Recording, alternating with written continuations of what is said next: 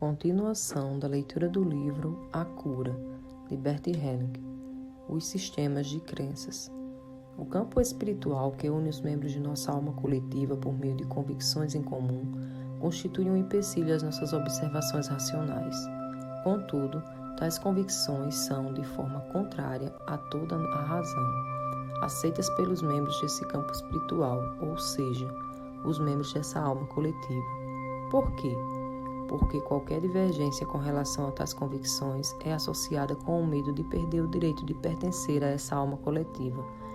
Como você já deve ter percebido, aqui entram em jogo os outros círculos de nossa alma coletiva, por exemplo, a religião, assim como outras filosofias. Elas estabelecem seu poder e influência do medo que temos de colocar em jogo o direito de pertencer à nossa alma coletiva. Medo de perdê-lo se questionarmos tais convicções ou nos afastarmos delas. Esse medo é justificável. Aqueles que submetem tais convicções a um exame crítico, buscando trazer à tona a irracionalidade delas, devem estar preparados para ser excluídos desse campo espiritual e ser perseguidos como os dissidentes.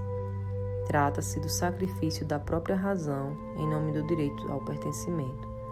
Podemos imaginar quão difícil é seguir a nossa razão quando isso nos pode custar a saúde e a vida. A pergunta é possível que um campo espiritual se modifique? Será que é capaz de se liberar das amarras desse sistema de crenças? Rupert Sheldrake observou que um campo espiritual só pode se modificar sob a influência de um outro movimento espiritual vindo do exterior. Ao mesmo tempo, isso significa que a cura de doenças e, acima de tudo, o desejo de morrer no qual uma pessoa deseja seguir um morto, não podem vir do interior da alma e do campo espiritual que a domina. Eles vêm através de um movimento do espírito criativo, cujo amor inclui a todos igualmente, ou seja, do exterior da nossa alma coletiva.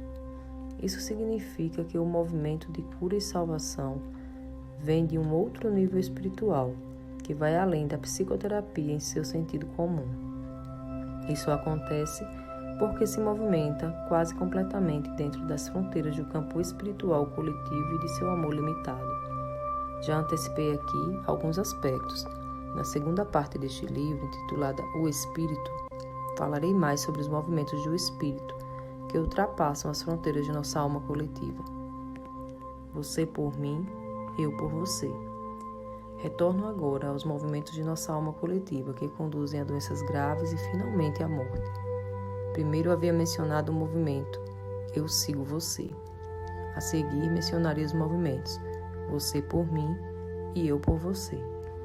O efeito mais limitante e com consequências mais amplas para a nossa saúde é o da decisão interna Eu por você, ou seja, o desejo de adoecer ou morrer no lugar de um outro membro familiar. Não que essa decisão seja proferida em voz alta ou conscientemente.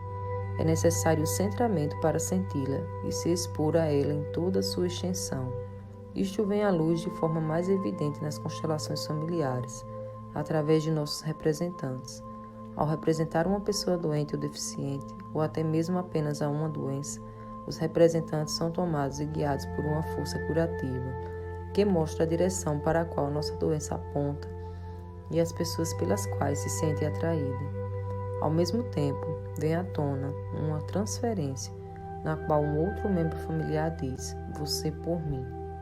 Trata-se sempre de uma pessoa que se sente culpada, por exemplo, a mãe que abortou doou um filho. A pessoa que diz no seu íntimo, eu por você, é geralmente um filho. Às vezes, pode ser um parceiro. Nesse caso, devido a uma transferência ligada à sua família e à sua infância.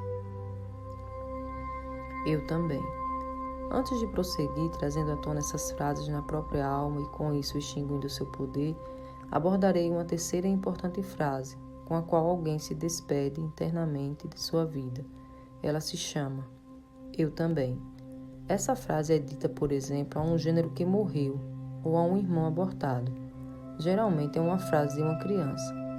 O comportamento agressivo de uma criança, apesar de ser ainda tão pequeno, muitas vezes tem suas raízes nessa frase, embora ela se articule apenas através de um sentimento.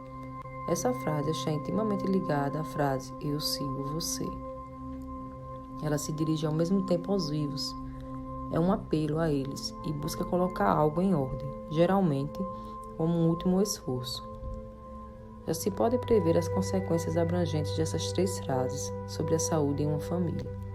Para poder compreendê-las e as suas consequências, prossigo com estas reflexões, dizendo algo sobre as desordens do amor. Até agora, pode parecer que os movimentos do amor que abrangem nossa alma coletiva pesam mais sobre seus membros do que os ajudam.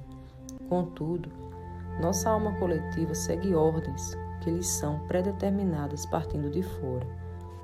Ao contrário do campo espiritual, que obscurece a nossa percepção através de sistema de crenças, tais ordens constituem fundamentos para qualquer relação humana.